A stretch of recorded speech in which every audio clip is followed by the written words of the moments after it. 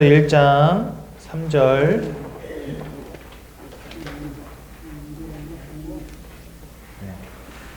우리 한 절 말씀만 같이 봅니다. 에베소서 1장 3절. 다 찾으셨습니까? 네.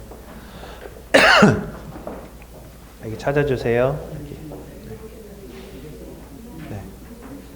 에베소서 1장 3절.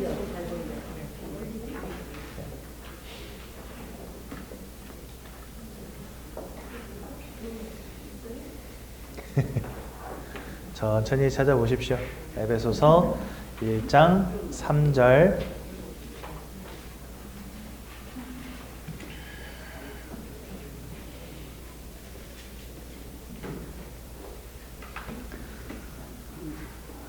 우리 한 목소리로 함께 보도록 하겠습니다. 시작. 찬송하리로다. 하나님 곧 우리 주 예수 그리스도의 아버지께서 그리스도 안에서 하늘에 속한 모든 신령한 복을 우리에게 주시되. 아멘. 여러분들 평안하십니까? 네, 평안하시기 바랍니다. 저는요, 이 인생에 평안함이 없었던 것 같아요.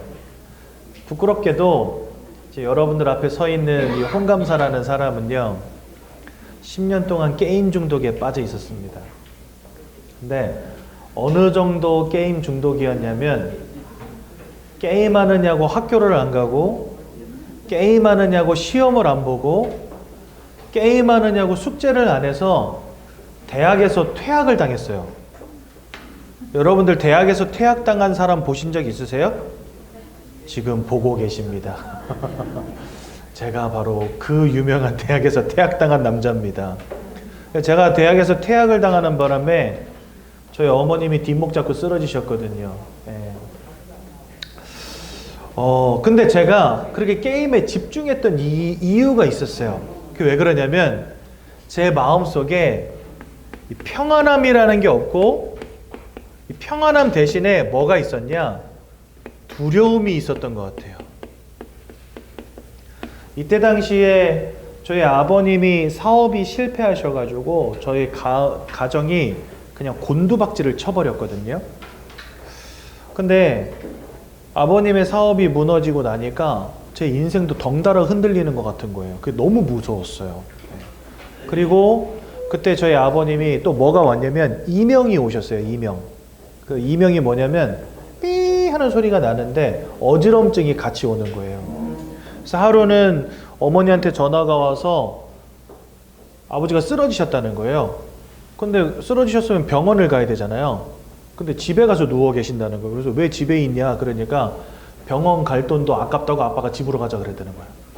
그래서 이제 집에 돈은 없지, 아버지는 쓰러지셨지. 근데 누워 계신 거를 보고 있는데 제 마음이 진짜 이상하더라고요. 뭔가 제 인생을 지탱하고 있었던 이 기둥들이 다 무너진 것 같은 그런 느낌? 그러니까 하늘이 무너진다는 말이 저는 그때 처음 체험됐어요. 네. 근데 그게 저에게 너무 큰 두려움이었던 것 같아. 그래가지고 제가 현실을 도피하기 시작한 겁니다. 그 현실의 도피처가 어디였냐면 그게 이제 게임이었던 거예요. 네. 그러니까 제 마음속에 이 평안함이라고 하는 게 없었어요. 근데 제가 저때 악몽, 그리고 뭔가 우울감, 여기에 굉장히 많이 시달렸던 것 같아요. 그래서 그냥 세상적인 모든 것들, 내가 살아가면서 뭐 공부도 하고 일도 하고 해야 되는 이 모든 것들을 그냥 다 내려놓은 거예요. 완전 무기력에 제가 빠져버린 거죠. 근데 그 기간이 무려 10년을 그러고 산 거예요. 그런데 여러분, 진짜 문제가 뭐냐면 그런 저를 도와줄 수가 없는 거예요, 세상이. 그 누구도 저를 살려줄 수가 없다는 걸 제가 깨달았어요. 네. 여기 가서 물어봐도 안 되고, 저기 가서 뭐 이것 해봐도 안 되고, 저것 해봐도 안 되고, 많은 것들을 해봤지만 이게 해결이 안 되어지는 거예요. 그래서 저도 모르게 점점 더 깊은 구렁텅이 속으로 들어간 거예요, 이게. 네. 그러던 어느 날 제가 전도자를 통해서 성경이 말씀하시는 복음이라는 걸 듣게 된 겁니다. 그때 처음 발견했던 게 뭐냐면 아, 내가 영적 존재였구나. 이걸 발견했어요. 두 번째로 발견한 게 뭐냐면 영적 존재였던 내가 눈에 보이지 않는 사단이라고 하는 존재에게 매여 있었다는 사실을 깨닫게 된 거예요. 이거는 제 말이 아닙니다. 제 느낌을 말씀드리는 게 아니라 성경이 그렇게 증거하고 계세요. 죄를 짓는 자마다 마귀에게 속하였다 이렇게 말씀하시는데 성경은 아담 이후로 태어난 모든 사람들이 죄 가운데 태어난다고 성경 우리에게 말씀하신단 말이죠. 그래서 모든 사람이 죄를 범하였고 하나님의 영광에 이르지 못하게 되었으며 이 죄를 짓는 자는 마귀에게 속해 있다는 거예요. 근데 성경은 이 마귀를 두고 도적, 모든 것을 빼앗고 죽이고 멸망시키려는 자요 또한 우리를 잿더미 가운데로 이끌어가는 자다라고 성경에 보면 나와 있습니다. 그러니까 제 인생이 무너질 수밖에 없는 영적인 상태 속에 있었음을 드디어 깨닫게 된 거예요. 이거는 아버지 사업이 무너져서도 아니고 제가 뭐 인생이 뭐 운이 없어서도 아니고 제 영적인 상태 자체가 결국은 마음과 생각이 무너지고 삶과 육신이 병들어 버릴 수밖에 없는 상태 속에 있었던 거예요. 그러니까 이 사실을 깨닫고 나서 저는 제 마음속에 진심으로 주님을 영접했습니다. 근데 그때부터 하나님 제 인생을 조금씩 회복시키시는 거 있죠. 저는 솔직히 예수 영접하는 날을 아직도 기억하는데요. 너무 충격적이었어요. 왜 충격적이었냐? 갑자기 그 주보에 있는 영접 기도문을 읽으면서 제가 예수님을 영접하는데 눈물이 쏟아지는데 3시간을 이불을 끌어안고 울었거든요. 이러면서 제가 필리핀에서 이제 그 미션 하우스라고 선교사님이 운영하시는 하숙집이 있어요. 네. 거기에서 이제 방에 들어가가지고 문 걸어 잠그고 이불 끌어안고 3시간을 우니까 밖에서 난리가 난 거예요.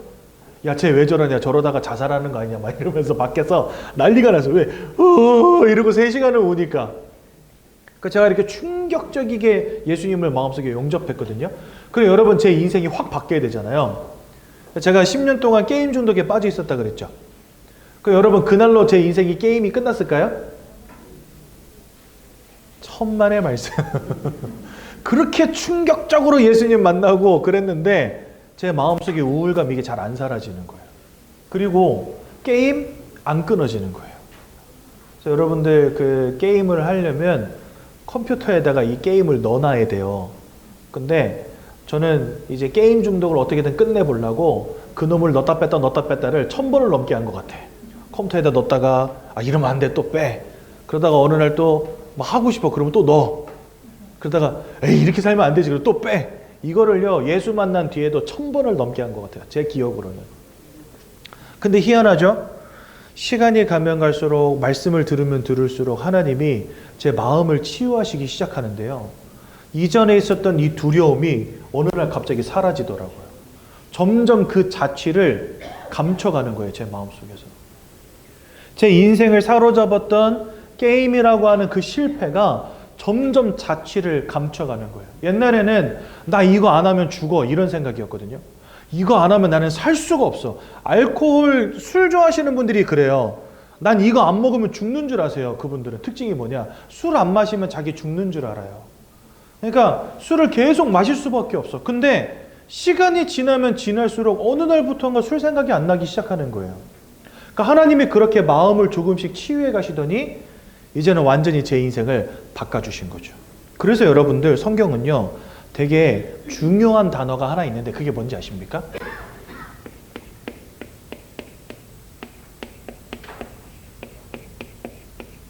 주 안에서. 오늘도 여러분 에베소서 1장 3절에 보면 뭐라 되어 있냐? 우리 주 예수 그리스도의 아버지께서, 즉 하나님이시죠? 그리스도 안에서라고 되어 있어요. 그리스도 안에서 하늘에 속한 모든 신령한 복을 너에게 주신다 이렇게 되어 있습니다. 그렇죠? 또 그게 오늘 에베소서 1장 3절이죠. 그리고 또 빌립보서 4장 4절 여기 뭐라고 되어 있냐? 주 안에서 기뻐하라. 이렇게 되어 있습니다. 내가 다시 말하노니 기뻐하라. 또 빌립보서 4장 7절에 뭐라고 되어 있는지 아십니까?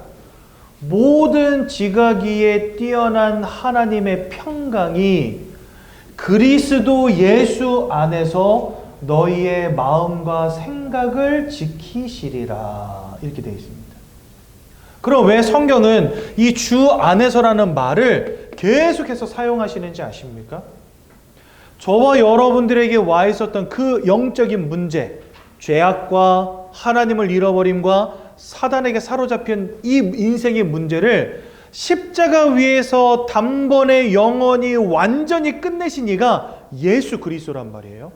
그래서 우리가 예수 안으로 쑥 들어갈 때 거기에서부터 하나님은 우리의 마음도 치유하시고 삶도 치유하시는 겁니다. 그러다 보니까 참된 평안함이 오직 어디 안에 있냐? 그리스도를 발견하고 그리스도를 누리는 것 속에 있는 거예요. 그래서 주 안에서 하늘에 속한 신령한 복이 우리에게 임하는 것이고, 주 안에서 기뻐할 수 있는 것이고, 주 안에서 평안함을 누리게 되는 것입니다.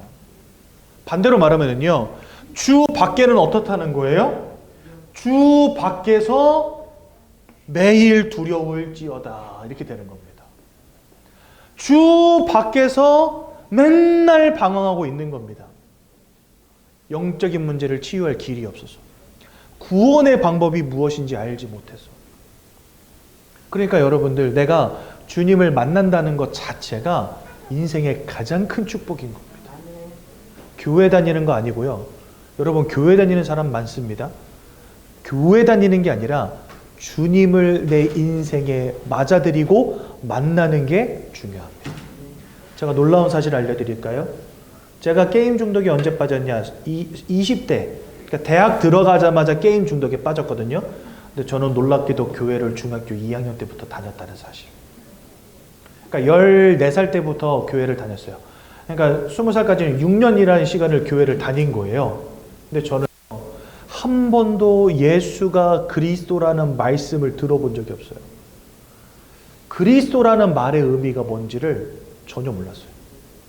지난주 금요일날 어떤 남자분 만나가지고 복음을 전하는데 이분이 천주교 신자예요. 자기 가문 자체가 다 천주교 믿는데요.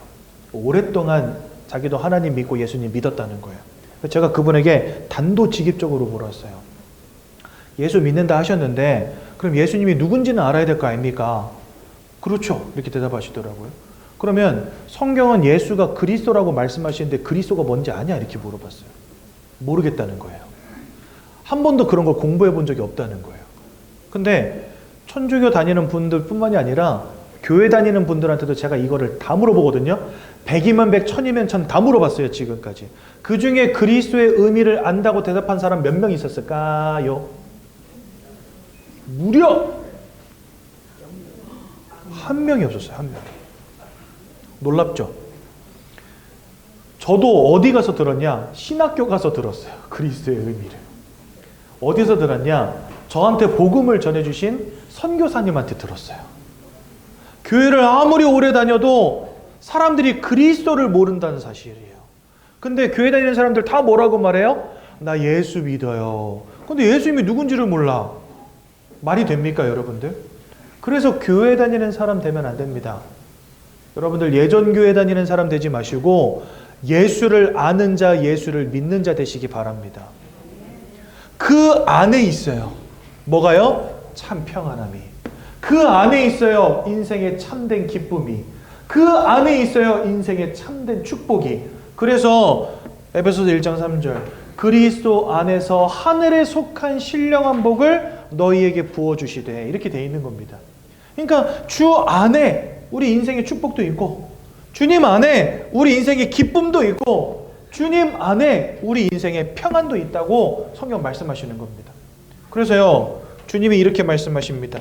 요한복음 14장 27절 뭐라 돼 있냐? 내가 너희에게 평안을 준다 이렇게 되어 있습니다. 근데 그 평안은 특징이 있는데 세상이 주는 평안과 같지 아니하다. 여러분 세상 사람들은 언제 평안함을 느낍니까?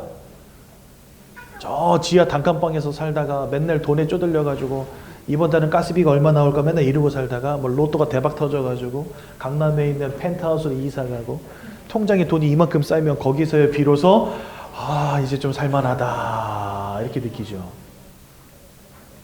그러니까 세상은요 뭔가 내가 육신적으로 잘 돼야 돼, 성공해야 돼, 뭔가를 얻어야 돼, 그래야 평안함이 온다는 거예요.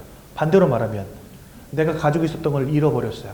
저도 아버지가 사업이 무너졌다 그랬고 아버지 건강이 무너졌다 그랬잖아요. 그랬더니 바로 뭐가 왔다고요? 그러니까 세상은요 평안할 겨를이 없어요. 인생이요 항상 고점만 찍는 게 아니잖아요. 그렇죠? 제가 예전에 주식이 하도 이제 사람들이 막 주식 한다 막 이래가지고 주식이 뭔가 싶어가지고 주식 앱을 한번 깔아봤어요. 근데 주식을 할 돈은 없어가지고 구경만 해봤거든요. 근데 되게 재밌는 게 뭐냐면 댓글 중에 가장 많이 나오는 단어가 뭔지 아세요? 사람들이 주식하다 보면 거기에다가 이제 자기 생각을 막 글로도 남기고 거기에다가 당신은 그런 생각 갖고 계세요? 나는 이런 생각입니다. 이렇게 막 서로 글을 주고받거든요. 근데 그 글을 주고받는 것 중에서 제일 많이 나오는 단어가 뭐냐면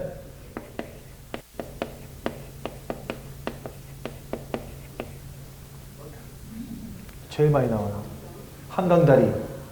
한강다리 왜 한강다리 왜 쓸까요? 죽으러 간다고. 오늘 한강다리 가야 되나 봅니다. 그러니까 투자를 했는데 곤두박질 친 거예요. 그래가지고 한순간에 수천만 원을 잃어버린 거야. 그 이제 되게 웃긴 게 그렇게 댓글을 쓰는 사람들, 예를 들어서 뭐 홍감사가 댓글을 썼다. 홍감사 그 다음에 댓글을 이렇게 썼어요. 나 한강다리 갑니다 이렇게 썼어요. 제가 이렇게 한강다리 갑니다라고 썼어요. 그러면 이 옆에 수익률이 떠요. 그러니까 한강다리 간다고 쓰는 사람들은 막 마이너스 400% 이런 식으로 붙어 있거든요. 그러니까 4천만 원을 투자해서 3천만 원을 잃어버린 거예요. 그러니까 나 한강다리 갑니다. 이 한강다리라는 이 단어가요 가장 많이 보여요. 그러니까 사람들이 막 성공, 돈 때문에 막 돈 하고 살아가는데 그 중에 보면요 로또 맞은 것처럼 돈 번 사람이 있어요. 그것 때문에 자기도 돈을 깡그리 집어넣는 거예요. 그러다가 폭삭 망해버리면 한강다리 갑니다. 그러니까 인생이요 세상이 주는 평안함은 내가 뭔가를 얻어야지만 오는 평안함인 거예요. 반대로 말하면 잃어버리면 거기서부터 두려움이 오는 거예요. 근데 더 충격적인 건 내가 뭔가를 얻었을 때 잠깐 평안함이 오지만 아무리 얻어도 참된 평안함은 오지 않는다는 거. 공부를 열심히 하고 성공하고 돈도 많이 벌고 처음에는 좋지만 그 기쁨이 영원히 지속되지 않는다는 거예요. 아무리 채워봐도 아무리 얻어봐도 아무리 쌓아 올려봐도 뭔가 마음의 공허함, 불안한 근심과 걱정이 떠나질 않는다는 거예요. 없는 사람은 없어서 근심, 있는 사람은 있어도 근심. 참 희한하죠. 사람이란 그렇다는 겁니다. 왜 그럴까요? 영적 존재이기 때문에 하나님 주신 영적인 평안함을 잃어버린 것이 자꾸만 마음에 큰 구멍을 만들어요. 그래서 여러분 유명한 파스칼이라고 하는 신학자는 이렇게 말했어요. 우리 마음속에는 세상의 것을 아무리 들이부어도 채워지지 않는 공간이 있대요. 거기에는 오로지 하나님의 말씀으로만 채워진다는 겁니다. 맞아요. 하나님만이 채우실 수 있는 마지막 퍼즐 조각이 있다는 거예요. 근데 이게 하나 빠져 있다 보니까 여러분 활용점정이라는 말 있잖아요. 그렇죠? 그거 뭡니까? 기깔나게 드래곤 용을 그려놨는데 눈깔이 빠져 있어. 그러면 진짜 보기 흉하잖아요. 그래서 이게 정말 멋진 하나의 예술품이 되려면 마지막에 눈을 콕 찍어줘야 되는 거예요. 그러니까 우리 인생에 진짜 하나님만 주신 뭔가 사람들은 누리지 못하는 참 평안함을 누림에 있어서 가장 중요한 퍼즐 조각 하나가 있는데 그게 뭐냐면 바로 하나님과 하나님의 말씀과 그리스도라는 겁니다. 근데 요거 빠져 있다 보니까 다른 것만 기깔나게 다 해놔도 소용이 없는 거예요. 눈깔 빠져있는 용을 생각해 보세요. 네. 그러니 하나님이란 우리에게 그런 존재라는 겁니다. 저와 여러분 같은 영적 존재에게 영이신 하나님은 그런 존재라는 거예요. 그러니 오직 주 안에서만 참 평안함이 발견되어지는 겁니다. 반대로 주 밖에서는 이게 발견되어지지가 않는 거예요. 그러니 주님을 만난다는 것보다 더 큰 축복은 없는 것이죠. 그래서 오늘 강단은 뭐라고 말씀하시냐? 이 주님 안에서 주시는 이 평안함이 사실은 가장 큰 증거다. 여러분, 다른 증거 따라가지 마십시오. 아, 내가 예수를 믿고 막 기도를 빡시게 했더니 막 갑자기 하늘에서 500만 원이 뚝 떨어지고. 여러분, 그런 증거 따라가지 마세요. 그런 증거 따라가면 반드시 시험에 듭니다. 어떻게 시험에 드냐? 사업이 무너지면 하나님도 안 믿게 돼요. 저는요, 교회 다니다가 교회 쉬는 분들 많이 만나봤거든요. 왜 교회 안 다니세요? 기도를 그렇게 열심히 했는데 어머니가 암 걸려 돌아가셨대요. 기도를 그렇게 열심히 했는데 아버지 사업이 쫄딱 망했대요. 하나님 없다는 거예요. 그렇죠? 헛된 증거 따라가면 그렇게 되는 겁니다. 이 자리에 계신 우리 귀한 새가족 성도님들에게 차별이 없이 모든 사람들에게 동일하게 주시는 응답이 있어요. 그게 구원받은 자에게만 주시는 하나님의 응답인데요. 첫 번째가 바로 영원한 생명, 두 번째가 천국, 세 번째가 근본적인 평안함. 이거는요, 모든 이들에게 동일하게 주시는 것입니다. 그러니 여러분, 헛된 증거가 아닌 하나님 주신 참된 증거를 따라가는 우리 귀한 예전교 성도님들 되시기를 예수님의 이름으로 축원드립니다. 우리 옆에 있는 분들과 한번 인사 나눕시다. 평안함을 누리시기 바랍니다. 네, 진짜 평안하시기 바랍니다. 네. 네. 그렇다면 왜 주 안에서만 참 평안함이 발견되느냐? 그 이유를 좀 알아야 되겠죠. 이유는 다른 거 없습니다. 하나님께서 사람을 그런 존재로 만드셨기 때문에 그렇습니다. 성경은요, 창세기 1장 27절에 뭐라고 말씀하시냐? 사람을 하나님의 형상 따라 창조하셨다 말씀하십니다. 이건 뭘 의미하냐면 우리가 영적 존재라는 겁니다. 여러분, 영적 존재로서 우리는 영적 행위를 하는 유일한 존재들입니다. 강아지, 고양이, 소, 돼지 이런 동물들은요, 예배하는 법이 없어요. 얘네들 감정이 있거든요. 감정이 있지만 절대로 예배하지 않습니다. 제가요, 어저께인가 유튜브를 보는데 거기서 어떤 장면이 나오냐면 한겨울인데 여러분, 비버라는 동물이 있어요. 이 비버는 강에다가 댐 짓고 사는 동물이거든요. 근데 이 비버가 사람하고 굉장히 나눈 비버인가 봐. 그래서 영상의 내용이 뭐냐면 비버가 사람 손을 물고요, 물로 자꾸 끌고 들어가는 거예요. 근데 이 비버는 물속에 살면서 댐 짓는 애니까 같이 놀자는 거예요. 그래가지고 사람을 끌고 들어가는데 한겨울에 물에 들어가면 여러분 춥잖아요. 그러니까 이 끌려가는 사람이 아 싫어 너나 놀아 이러면서 이렇게 자꾸 팽개치니까 얘가 와서 또 물고 끌고 가고 그래서 나중에는 결국 이 여자가 잠수복을 입고 같이 들어갔어요. 그래가지고 비버랑 같이 이렇게 헤엄치는데 비버가 너무 행복해하는 거예요. 물속으로 막 들어갔다가 나왔다 하면서 막 꼬리만 이렇게 치고 이러면서 너무 즐겁게 물속에서 사람하고 같이 노는 장면, 그걸 제가 영상으로 봤거든요. 그런 거를 볼 때 확실합니다. 동물들은요, 감정이 있어요. 좋아하는 사람도 있고 싫어하는 사람도 있어요. 그래서 제가 영상 하나를 또 봤는데 거기에 이렇더라고요. 남자랑 여자랑 사이에 강아지가 한 마리 이렇게 앉아 있는 거예요. 근데 셋이 소파에 앉아 있는데 갑자기 여자가 벌떡 일어나서 어딜 가니까 개가 막 따라가. 그래서 다시 셋이 앉았어요. 갑자기 남자가 벌떡 일어나서 가니까 개가 눈길도 안 줘요. 그러니까 누굴 더 좋아하는 거야? 여자 더 좋아하는 거예요. 그러니까 강아지도 더 좋아하는 사람이 있어요. 더 좋아하는 것들이 있어요. 호불호가 있다는 거예요, 강아지도.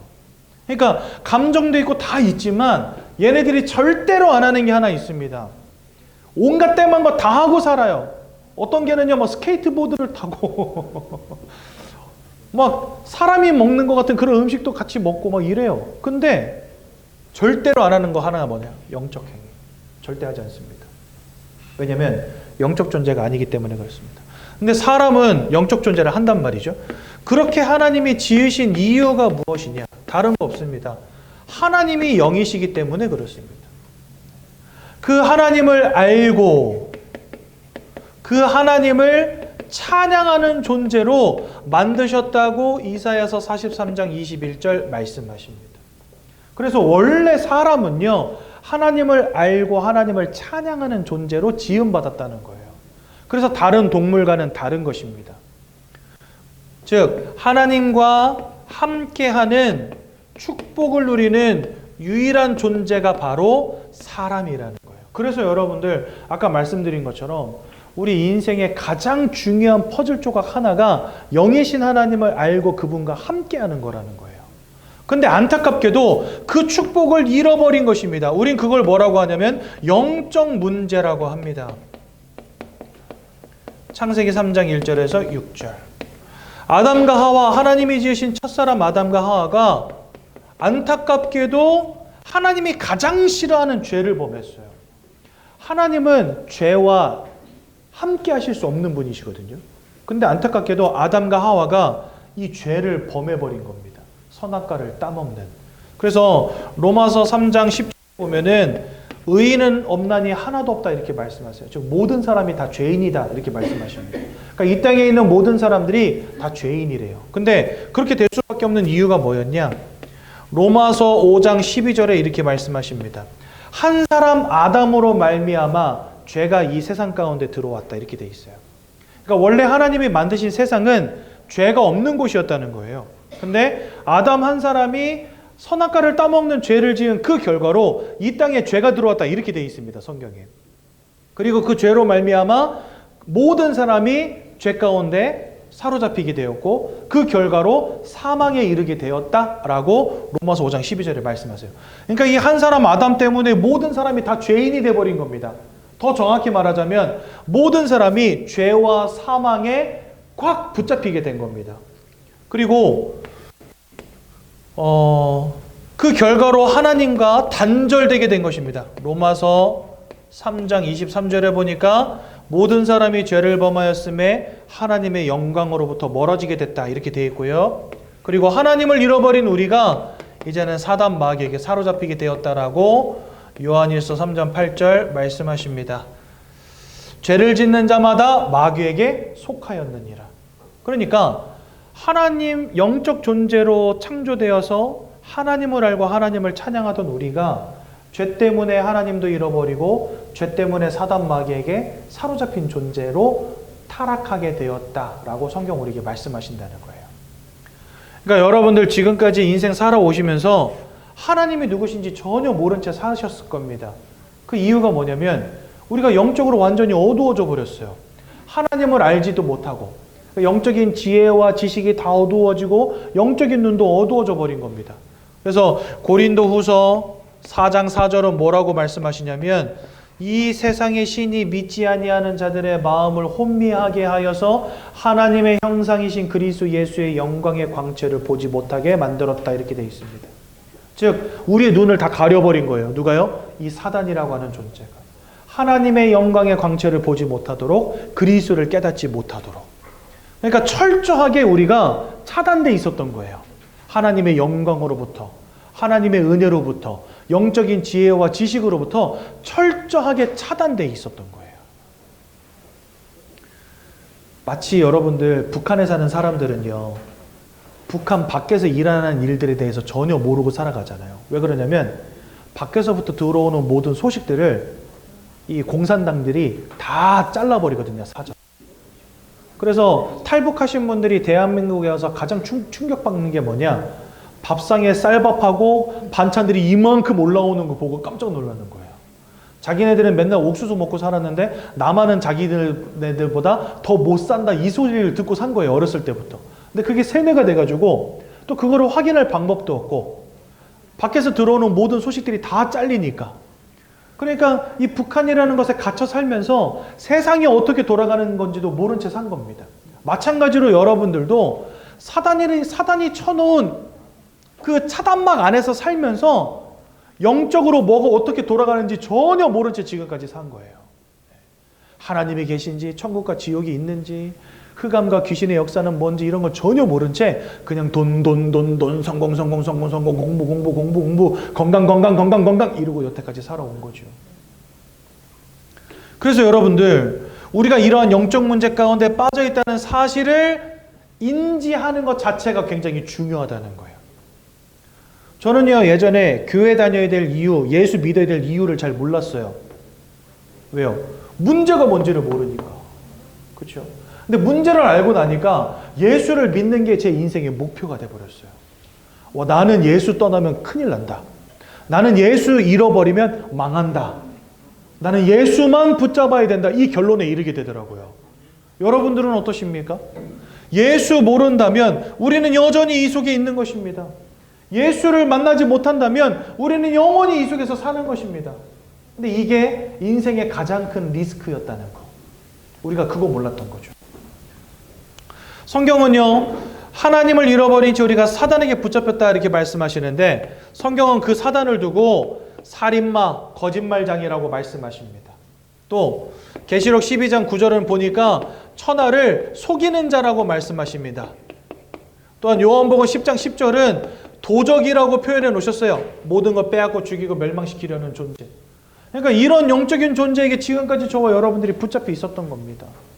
그러니까 영적인 무너짐 속에서 우리 인생도 흔들흔들 할 수밖에 없는 거죠. 여러분들 보세요. 우리 밖에 나가면 여러분들 건물들이 많이 이렇게 서 있지 않습니까? 얼마나 화려한 건물들 많습니까? 우리나라에서 제일 높은 건물이 제2 롯데타워인데, 이거 여러분들 저쪽 청계 지나가지고 성남 쪽으로 이렇게 고속도로 타고 달리다 보면요, 정면에 이러고 딱 서 있어요. 엄청 높아요. 그래서 제가 그쪽 고속도로 타고 갈 때마다 이야 멋있다 이러면서 가거든요. 근데 여러분, 그렇게 높은 빌딩을 쌓으려면요 밑으로도 이만큼 파야 돼요. 안 그러면 바람 불면 자빠져 버립니다. 근데 사람들은요, 이 밑으로 얼마나 깊게 팠는지는 별로 관심 없어요. 뭐에만 관심 있어요? 높게 멋지게 쌓아 올린 거에만 관심이 있어요. 여기가 우리 눈에 보이는 세상이라고 한다면 여기는 눈에 보이지 않는 영적 세상입니다. 근데 여러분, 건물 하나가 제대로 설래도 밑으로 든든한 반석이 있어야 된다는 사실. 바퀴가, 차가 굴러가려면요 양쪽 바퀴가 잘 굴러가야 되잖아요. 한쪽만 굴러가선 차가 갈 수가 없죠. 그러니까 육신적인 것과 영적인 것이 조화를 이루어야 되는데, 세상은요 영적인 축복이 뭔지를 전혀 모른 채 살아가는 겁니다. 만약에 여러분들 이런 반석이 없이 건물을 세운다, 어떻게 되겠습니까? 1층짜리 건물은요 무너져도 별거 없어요. 근데 고층 빌딩은요 한번 무너뜨리려면요 엄청 넓은 지역을 통제해야 돼요. 왠지 아세요? 이게 무너지다 보면 파편이 사방으로 튀거든요. 그래서 고층 빌딩은 무너지면 높을수록 그 무너짐이 심하게 되는 겁니다.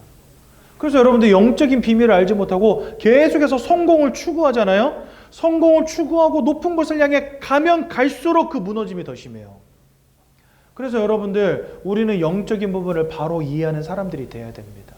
그러니까 하나님이 우리 인생의 든든한 반석 되어주셔야 돼요. 그래야지만 높이 쌓아 올릴 수 있는 거예요. 그래서 마태복음 7장 24절에 보면 뭐라고 되어 있냐? 그러므로 누구든지 내 말을 듣고 행하는 자는 그 인생을 반석 위에 세우는 지혜로운 사람과 같으니 창수가 나고 홍수가 나매 그 집이 무너지지 아니하고, 누구든지 내 말을 듣지 아니하는 자는 그 집을 모래 위에 세우는 자와 같으니 홍수가 나매 그 무너짐이 심하니라, 이렇게 되어 있습니다. 하나님의 말씀의 반석 위에 내 인생을 세우는 것, 그것이 내 인생이 견고하여지는 유일한 방법이라는 거예요. 근데 그 하나님 잃어버린 채 이 도적 같은 놈에게 속이는 자에게 우리 인생이 붙잡혀 있다. 어떻게 되겠습니까? 무너질 수밖에 없고 박살날 수밖에 없는 겁니다. 그래서 여러분들, 이 영적인 무너짐 속에서 너무나 많은 사람들이 마음과 생각이 무너진 채 살아가는 거예요. 영적인 무너짐 속에서 여러분들과 관련된 모든 것들이 함께 무너지는 겁니다. 여러분, 순망치한이라는 말이 있어요. 그게 뭔지 아세요? 입술이 없으면 이가 시리다는 거예요. 여러분, 오늘 집에 가실 때, 밖에 나갈 때 이러고 집에 가보세요. 이러고 30초만 걸어도 이빨이 너무 시려가지고 아마 견디지 못하실 거예요. 그러니까 입술이 그만큼 중요해요. 나는 입술이 왜 이렇게 두껍고 못생겼어, 이거 떼버리고 싶다. 떼면 큰일 납니다. 여기 붙어 있어야 돼요, 그 입술이. 이러고 한번 가보시라니까요. 이러고. 뭐 집까지 갈 필요도 없어요. 요 앞에 있는 차 타러 가는 그 주차장 가는 길 10초만 이러고 걸어보세요. 그럼 바로 이빨 시립니다. 그렇죠? 그러니 이 영적인 무너짐이 결국은 여러분들의 마음과 생각도 무너뜨린다는 거예요. 그래서 사람들이 행복이 없이 평안함이 없이 살아갈 수밖에 없게 된 겁니다. 왜요? 이 영적 무너짐 속에 살기 때문에. 그래서 이 시대에 너무나 많은 사람들이 마음으로, 생각으로 무너졌어요. 우울증으로, 조울증으로, 악몽으로, 환청으로 만족이 없고 평안함이 없고 근심 속에, 두려움 속에, 걱정 속에 살아가고 있는 겁니다. 가진 자는 가졌는데도 불구하고 없는 자는 없다 보니까 다 그러고 살아가고 있는 거예요. 더 중요한 건 그 삶과 육신도 무너지고 병들어 버리는 겁니다. 만족이 없는 인생. 사랑도 해보고 결혼도 해보고 자녀도 낳아보고 행복이 없는 인생. 원치 않는 질병, 원치 않는 육신의 문제, 원치 않는 삶의 문제, 무너지고 깨지고 방황할 수밖에 없는 인생. 갈급함 속에 살아가는 인생. 그러다 보니까 술을 마시지 않으면 안 되는 인생, 마약을 집어넣지 않으면 안 되는 인생, 약을 먹지 않으면 분노를 조절하지 못하는 인생 돼버린 겁니다. 그러니까 정상적인 생활을 할 수가 없게 돼버리는 거예요, 한마디로. 이 영적인 무너짐 속에서 마음도 무너지고 생각도 무너지다 보니까 삶도 육신도 안 되는 거예요, 이게. 그래서 여러분들 잘 아셔야 됩니다. 사람이 영적 존재라는 것을 이해하는 게 그래서 중요하고요. 영적 존재인 사람이 하나님과 함께하는 축복을 누리는 것보다 더 중요한 축복은 없음을 깨닫는 게 중요한 겁니다. 왜요? 모든 문제가 하나님을 잃어버린 것에서부터 시작되었기 때문에. 근데 여러분, 세상 사람들은 이 영적인 사실을 알지 못하잖아요. 그러니까 나름대로 답을 찾는데 그 답이 뭡니까? 야, 돈 많이 벌면 돼. 공부 열심히 하면 돼. 최선을 다하면 돼. 열심히 살면 돼. 선행을 쌓으면 돼. 그러면 뭐가 온다고 말해요? 그러면 복이 올 거야, 이러면서. 그렇죠? 아니요. 하나님을 만나야 된다니까요. 하나님을 잃어버린 문제 속에 있다니까요. 여러분, 암 환자가 감기약 먹는다고 낫겠습니까? 암 환자는요, 암을 치료해 줄 수 있는 약을 먹어야 돼요. 그래서 항암 치료 받는 거예요. 감기약 안 먹고. 암에 걸리면 여러분 기침도 합니다. 암에 걸리면은요, 배도 아프기도 하고 머리도 아프기도 합니다. 그렇죠? 그래서 두통약 먹으면 머리 아픈 게 나아요. 근데 암은 치유되지 않아요. 이 땅의 방법들이요, 우리의 인생의 삶을 바꿀 수는 있습니다. 돈 많이 벌어보세요. 성공해보세요. 삶의 질이 달라진다니까요. 그런데 여러분들에게 와 있는 근본적 문제는 해결되지 않는 것입니다. 암을 뿌리 뽑기 전까지는 안 되는 거예요. 그렇죠? 그래서 여러분, 내 문제가 뭔지를 바로 보는 게 중요하고 그 문제를 해결하는 게 중요한 거예요. 그런데 이 문제가 뭔지조차 알지 못하니까 자꾸만 답을 엉뚱한 데서 찾을 수밖에 없는 거죠. 더 큰 문제는 뭐냐? 이런 걸로 안 되니까 사람들이요, 그때부터 뭐 하기 시작하냐면 귀신 들려 점치는 자들의 말을 따라가기 시작한 겁니다. 이제는 미신이라고 말하는 것들을 의지하게 되는 거예요. 여러분, 대대로 우리나라의 임금들도요, 옆에 누가 있었냐? 무속인들이 있었다니까요. 여러분, 우리나라 정치인들요, 옆구리에 무속인들 하나씩 끼고 정치하는 거 다 아시죠? 이거는요, 뭐 그냥 공공연하게 벌어지고 있는 일이지만 다 같이 쉬쉬하는 일이기도 해요. 왜? 미신이라고 생각하니까 다른 사람들한테 꺼내놓기가 굉장히 민망한 부분이거든요. 그러니까 숨기는 거예요. 하지만 뒤로는 다 뭐 하고 있어요? 맨날 가서 굿하고 제사 지내고 하고 있다니까요. 근데 그게 귀신 섬기는 것인지 알지 못하고 그렇게 하고 있는 거예요. 고린도전서 10장 20절에 보니까 대저 이방인이 제사하는 것은 귀신과 교제하는 것이니라. 그러니까 인생이 무너지다 보니까 이제는 귀신과 교제하는 인생 돼버린 겁니다. 그래야지만 내 불행이 막아질까 이렇게 여기면서요. 더 큰 문제는 뭐냐? 여기까지는요, 이 땅에서의 삶입니다. 근데 사람은 영혼을 가진 영적 존재이기 때문에 죽음이 끝이 아니라고 우리에게 가르치십니다. 히브리서 9장 27절에 사람이 한 번 죽는 것은 정하여 있다 하시지만 그 이후에 심판이 있다라고 분명히 말씀하십니다. 아니, 그래, 이게 사람이 영적 존재라는 걸 사람들이 본능적으로 알아서 그런지는 몰라도요, 사람이 죽을 때 옛날 사람들이 다 뭐라고 말합니까? 그 죽은 것을 가지고 돌아가셨다라고 말하잖아요. 그러니까 어딘가로부터 내가 왔다는 걸 어렴풋이 아나 봐. 불신자라고 하더라도. 그래서 돌아간다라고 말을 해요. 돌아가셨대요. 그렇죠? 그러니까 죽음이 끝이 아니라는 겁니다. 성경은요, 정확히 죽음이 끝이 아니고 그 이후에는 심판이 있다라고 말씀하시고요. 특히 누가복음 16장 19절에서 31절에 보면은 어떤 이는 지옥으로 들어가기도 하고 어떤 이는 천국으로 가기도 한다. 이렇게 우리에게 말씀하십니다. 그럼 여러분, 이 지옥은 누가 가는 곳일까요? 이게 중요한 것입니다. 마태복음 25장 41절에 지옥은 마귀와 그의 사자들을 위해서 예비된 곳이다. 이래 되어 있습니다. 그러니까 지옥은 마귀와 악령들, 그리고 마귀에게 속한 모든 자들. 근데 요한복음 요한일서 3장 8절에는 뭐라고 되어 있냐면 죄를 짓는 자마다 마귀에게 속해 있다 이렇게 말씀하시거든요.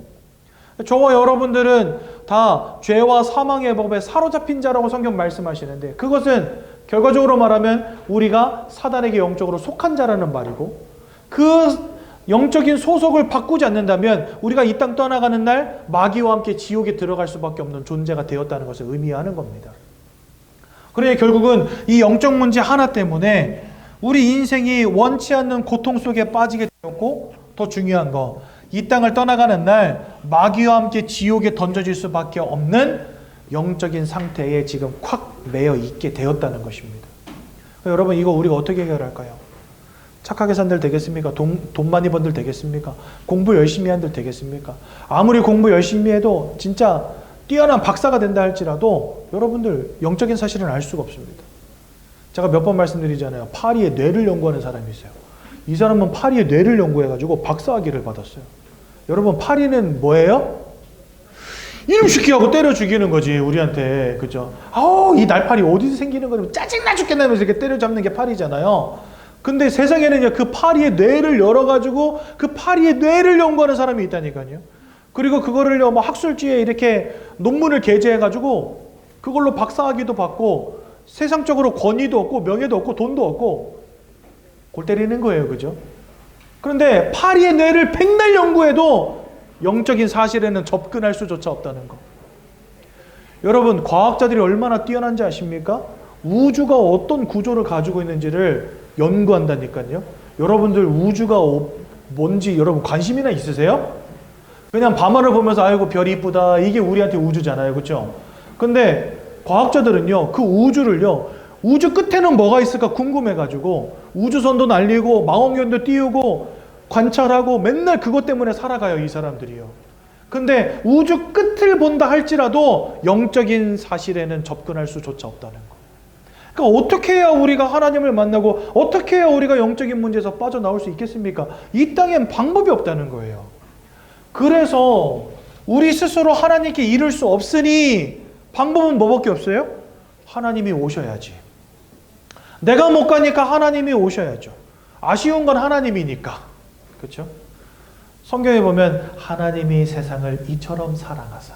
그러니까 하나님이 우리를 엄청 사랑하세요. 우리는 하나님이 누구지도 모르는데. 그러니까 하나님이 우리를 지금 짝사랑하고 계신 거예요. 그러니까 아쉬운 사람은 누구예요? 짝사랑하는 사람이 아쉬운 거야. 그러니까 하나님이 계속 와야 돼. 우리한테 편지도 보내요. 그래서 성경도 주신 거예요. 우리한테 사람도 보내. 나 너 사랑해 라고 말해줄 메신저도 보내. 그분이 예수님이에요.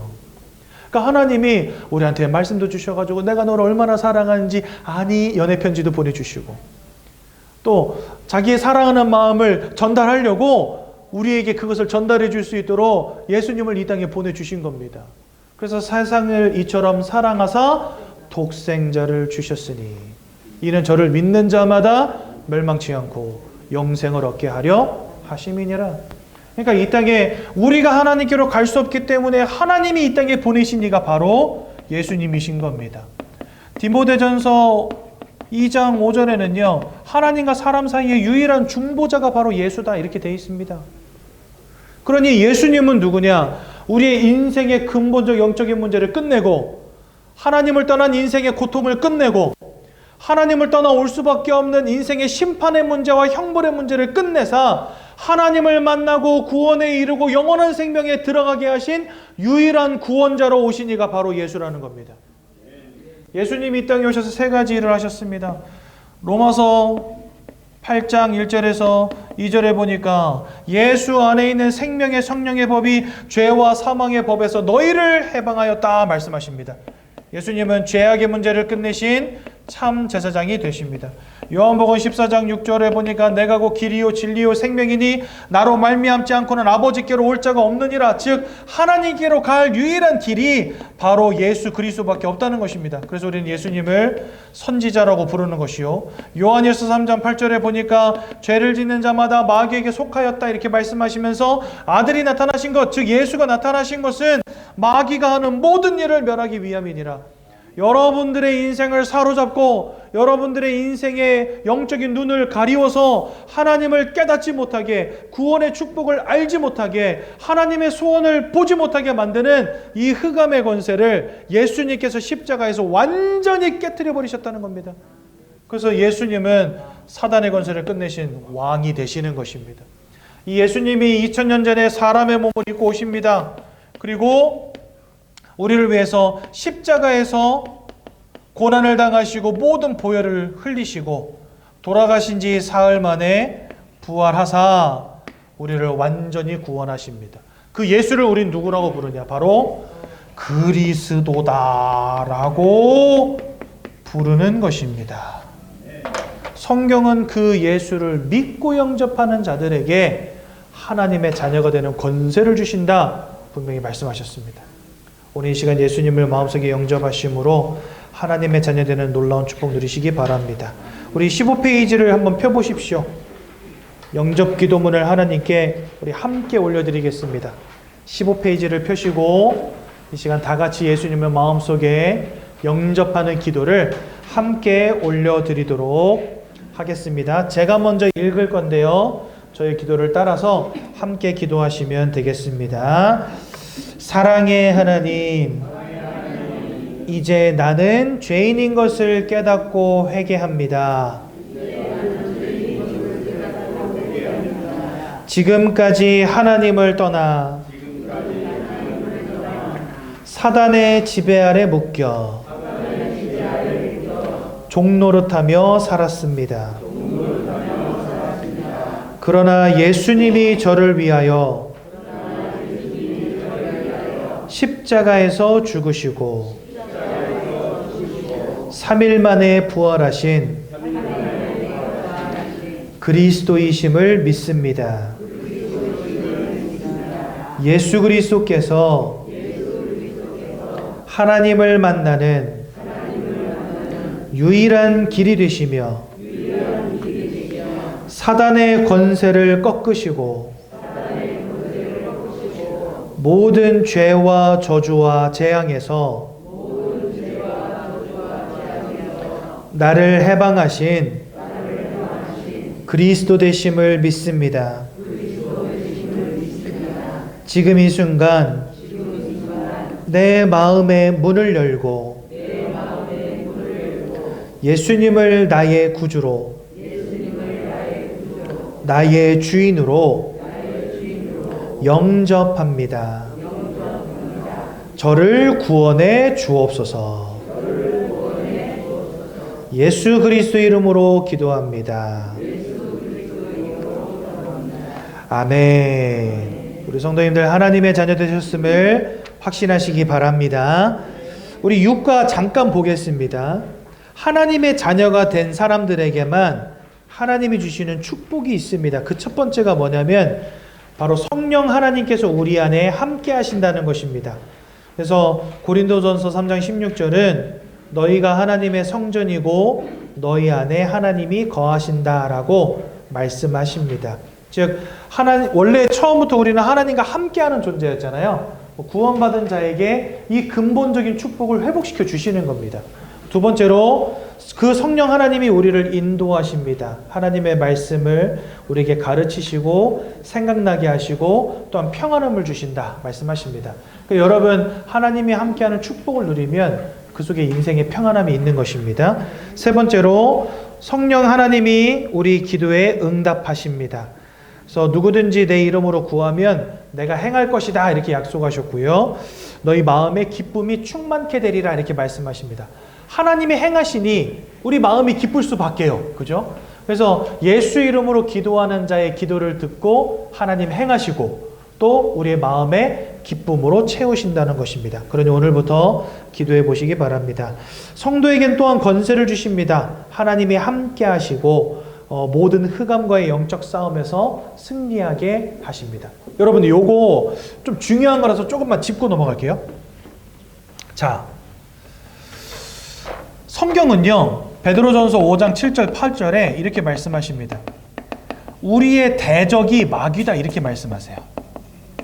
근데 여러분들, 아까 제가 말씀드렸다시피 요한일서 3장 8절은 죄를 짓는 자마다, 그러니까 죄 가운데 있는 자마다 마귀에게 속하였다라고 말씀드렸잖아요. 그런데 예수의 이름을 믿는 그 순간에 골로새서 1장 13절에 보면은 우리를 흑암의 권세로부터 해방하시고 그리고 하늘나라에 들어가게 하신다라고 되어 있습니다. 이건 뭘 의미하냐면 저와 여러분들은 흑암, 사단의 권세로부터 완전히 해방된 것입니다. 완전히 해방됐다는 건 뭐예요? 더 이상 사단 때문에, 흑암 때문에 여러분들의 인생이 무너지고 망하고 구원이 취소될 일이 있다, 없다? 없다. 근데 한 가지 문제가 있어요. 하나님은 왜 우리에게 이 마귀를 대적이라고 하셨냐? 마귀의 권세로부터 우리가 빠져나온 것이지 마귀가 사라진 게 아니에요. 마귀는 여전히 뭐 하고 있다는 거? 존재하고 있다는 거.